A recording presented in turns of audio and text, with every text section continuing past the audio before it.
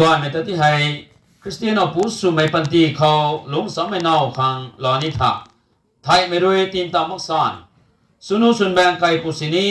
ตูไม่บ่ายไม่ตันนิงดัดมังนากาตานันนาวสุนาเจียนาสัมปาวนาขันิกงนาลงนิทาเราเรื่องเสียงเราไม่สุดที่ท้อตูไม่เขานี่ก็มาถ้าเรานี้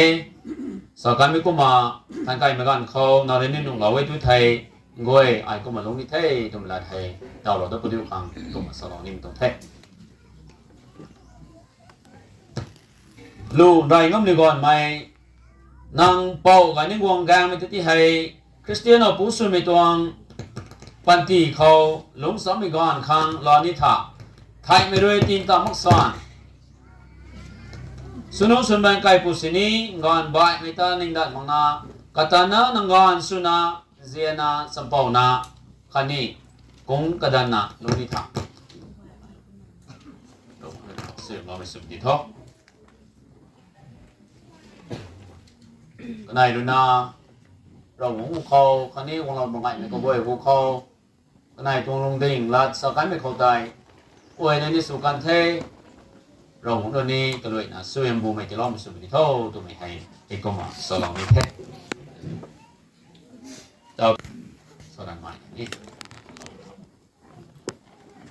ระวังอาคารนี้มาทิวเขาไอรวยละเรียนสวยตัวไม่ทุไงนิ่งวงแกงไม่ไอรวย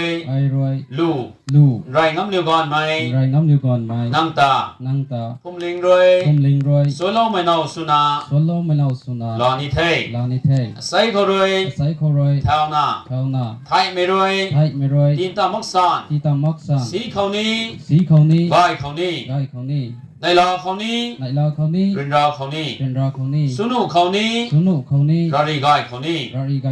นังตนาอนาวสุนาเจียนา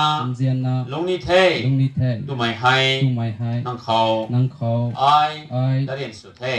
ทระวังอาคารนี้มาทิวเขาไอรวยละเรียนสวยตัวไม่ไรง้ำเลี้ยงกวนไม้ไอรวยไว้นิ่งวงแกงไม่น้ำตาพุ่มลิงรวยสวมเล่าไม่ก่อนสุนาลอนิเทใส่เขารวยเท่านาไทยไม่รวยทีตามักษานสีเขานี้กายเขานี้ไอรอเขานี้เรียนรอเขานี้สุนุเขานี้รารีกายเขานี้นังตนาอาการสุนาเจียนาลงนิเทตุไม่ให้นังเขาไอละเรียนสุเท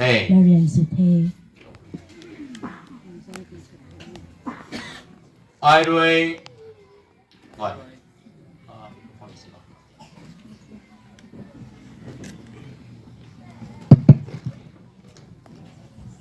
ไอรวยมีบอลรุนไฮอาศัยอันไหนรวยสุโลกันใหม่ละเรียนไตนิ่งโตไม่ปวดสุนาปูรากวางน้อมเป่ารากวางอาคานี้บุมังทันไหมระวงจันเขาที่เราไม่ตรงเท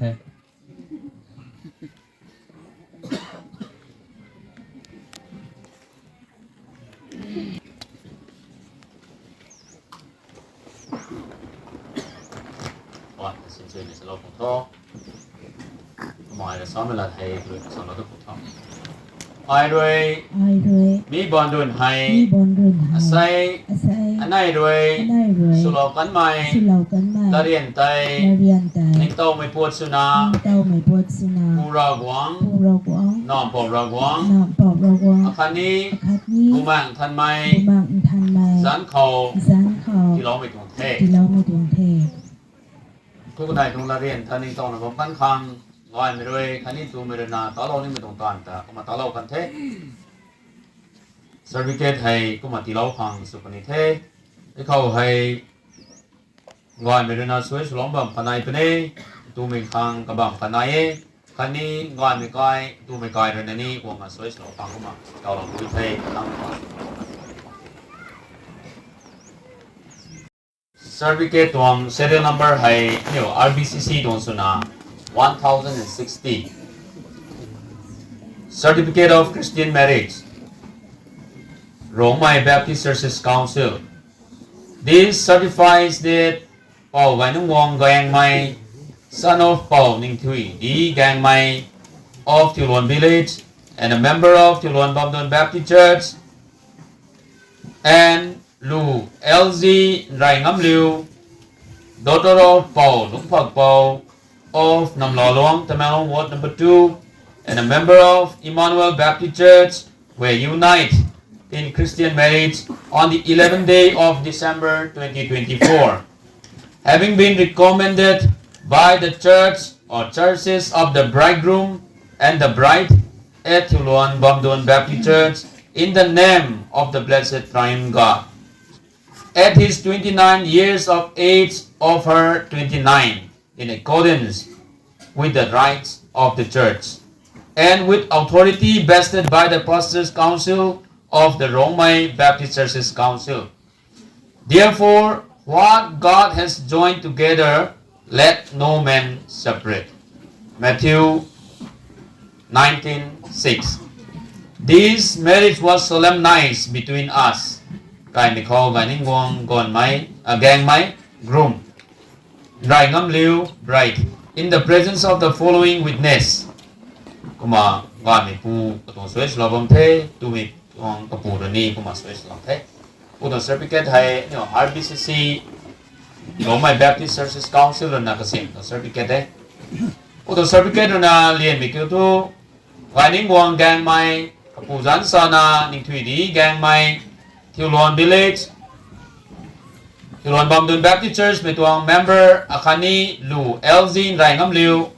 kapuzan Lungpak Paul Namlalong Tamalong Ward number 2 Gonmei Emmanuel Baptist Church tuang member tati hay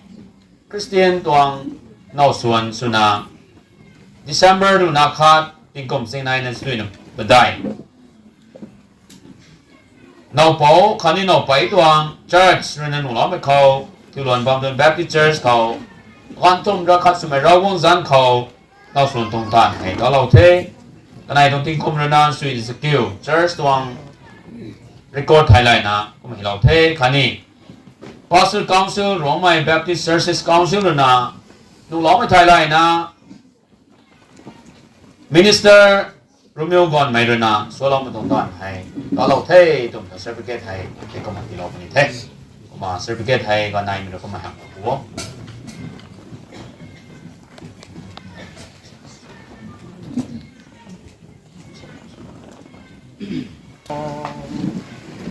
Rong Wong Roy Sha Sam Lao Liu Bi Gai Tam Bi Tam Di Hai Gai Bao Nang Ta Na Zao Na Su Lao Mai La Riang Khao Hai Ding Tip Ma Ding Am Khang Lum mai lê keng thai mai rồi si câu gai câu rian ra câu nay là giang gai cả tươi câu nang bu men rồi sam lao wo nang ta amu makan in zian mai rồi pa dik na tan mai goi khao nai la na nang soi hiam gai mai nai diu thui mai gai phát la tao na nang ta thoa na bam diu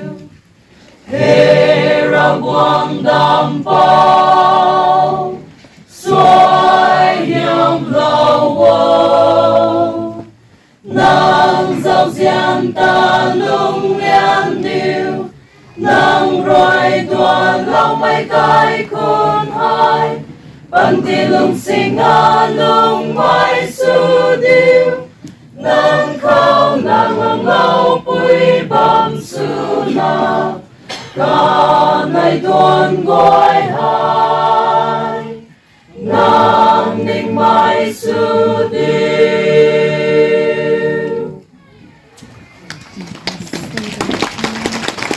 Trần saiเราหวงรวยใจกระโลไม่แต่ใจมันใส่กันขันรวยสินี่สู้ตามตัดหลักกันที่โทในที่รุ่นสกิลตวงสรุปหลักเขาสลอมไม่ตรงหลักนะสลอมไม่ตรงเทไว้ในปีบุญไก่ท่าหลวงพ่อเพติเก่าทำว่าไม่อันนี้ปูน้องหนอปุยน้องหนอปูใส่หนอปูท่านสู้ไม่ตรงในตรงพันธีแซงข้างเราของเราแต่พื้นปูเทมีกับคนทานเขาให้เราเรียกกับคนเป้าสนามลุงดวงเราโว้เฮ้เราของเราเขาไม่กินปูสุนาตุงสามสังสามเราโว้ขันนี้มีกับคนทานในรวยและขันลูกขันสุดท้ายไม่กระทุยเขา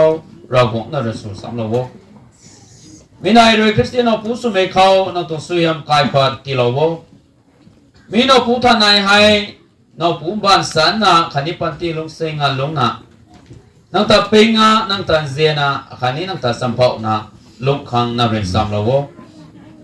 กายไม่คริสเตียนเราปูขันนี้กายคนสุนาลงนะนังเห็มลงดาวขังนังกงขอลงไม่บูมาทำเรื่องนักขอเราโวเราคงด้วยนังนายตาส่วนเราปูดิวขันนี้แกเราปูดิว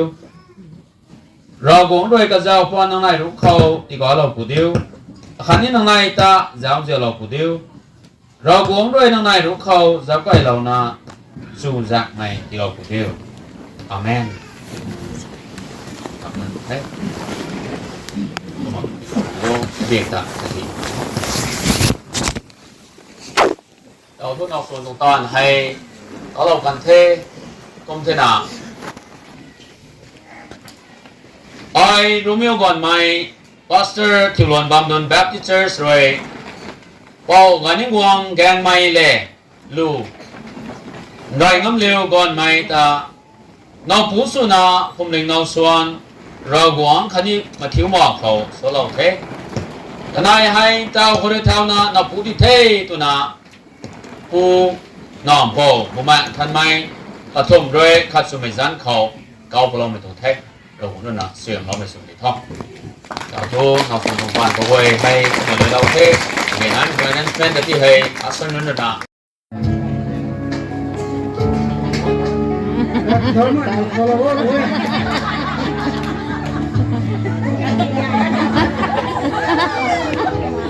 เชื่อมเราไม่สนเลย